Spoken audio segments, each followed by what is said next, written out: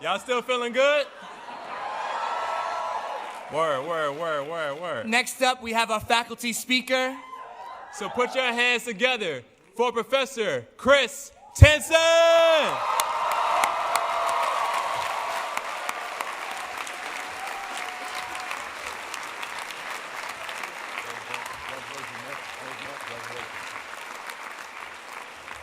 What's up, Hampshire? How y'all doing? So one of the requirements of being elected faculty speaker is also knowing how to throw on a nice blazer.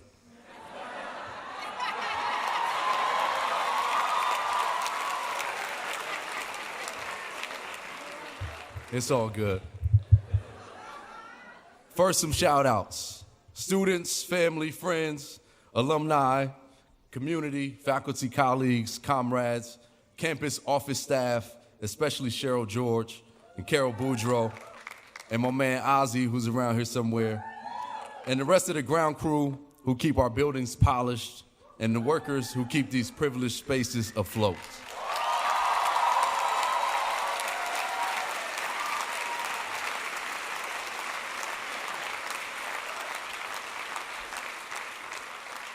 Shout out to my immediate family, to the DMC, to the James Baldwin Scholars,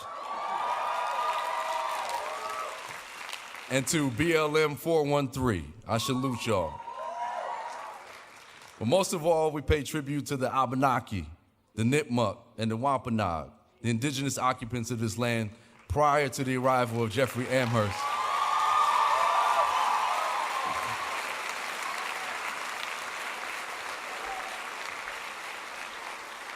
He had a little experiment of his own. We'll talk about that after. Friends, we are in the midst of a 500-year struggle.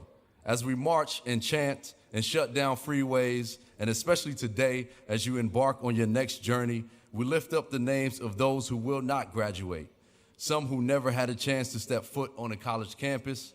We lift up those who were told that school wasn't for them, those who were forced to stand in the hallway until class was over, those who have been led out of the classroom in handcuffs, those who have been pushed out of high school, those who reached through prison bars for degree and diploma, those who restorative justice overlooked. We lift them up because in lifting them up, we lift up ourselves. We share in their struggle. In acknowledging them, in sitting with their memory, we affirm that we survived, not that we are exceptional. But more often than not, surviving is all we've got as we work for a new day when lives are not lost through the violence of structural, institutional, reproduced, and lucrative racism. In struggling to uproot the soiled grounds of settler colonialism, we find the fierce and unyielding resolve to replace our clinging existence with the wisdom of a life long lived. If we care to look, we'll find that inside of our defiance and survival is purpose, love, intentionality, reciprocity, and bold commitment to relaying the uncomfortable truths at the risk of exposing our pain in order to replenish our spirits, and as my dear sister Alicia Garza says, to lean into our deepest yes. So we must ask ourselves, who are we and whose are we? In answering those, we are also forced to know what we are doing and for whom. Are we mere the stewards of the status quo?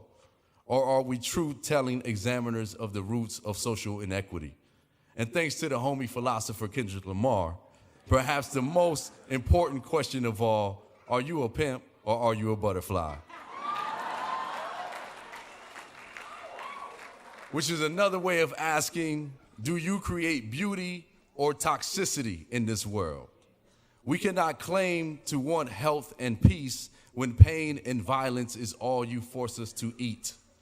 More than ever, we must hold ourselves and our institutions accountable, not only to our desires, but to our vision for a new social order. If it can't happen in this robust, beautiful arena of progressive discourse, where we have a highly sophisticated social justice vocabulary, then you know the rest of the academy is in trouble. That, my friends, is what Black Lives Matter is all about. It's a vision and a statement, a call to action and an analysis, forcing us to rethink society differently from below. It asks us to admit that some folk in society benefit from the steady stream, the well-dressed funeral scene of black life. The current crisis tells black people, young and old, cis, trans, and queer, that their lives are not valued. In this regard, Black Lives Matter is necessarily a confrontation, meeting society where it is in order to tell it where it must go.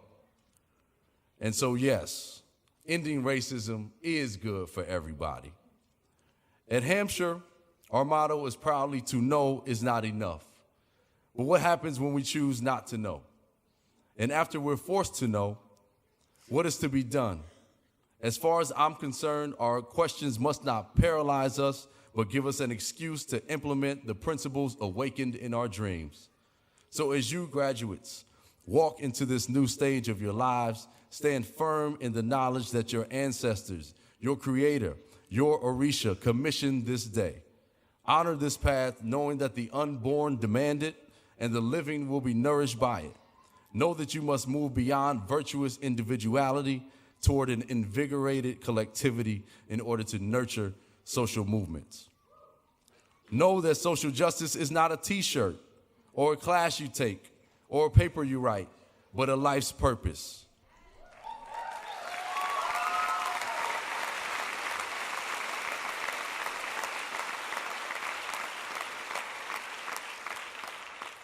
I know y'all like, that's the last time we invite this dude up here. Know that all the Du Bois, Audre Lorde, Frantz Fanon, and Michel Foucault that we force you to read, yes, Hampshire's Mount Rushmore, will not save us. Not unless you take seriously their claims, find comfort in their flames, institutionalize their liberatory vision. In other words, this degree is not a license to gentrify.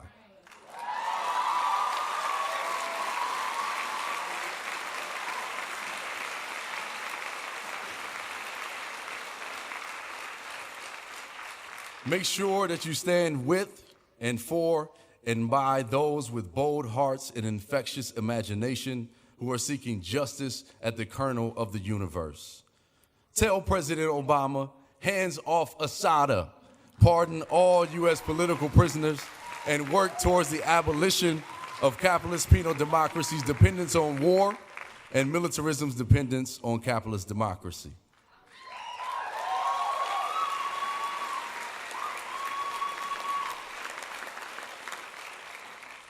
All this to say that even as we celebrate, know that we have work to do. And although today is your day, your graduation, marking an important milestone in all of our young lives, remember that this is still the first day of school.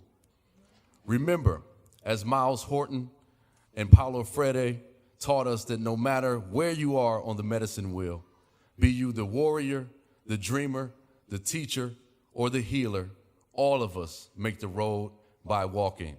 I love you all. Peace.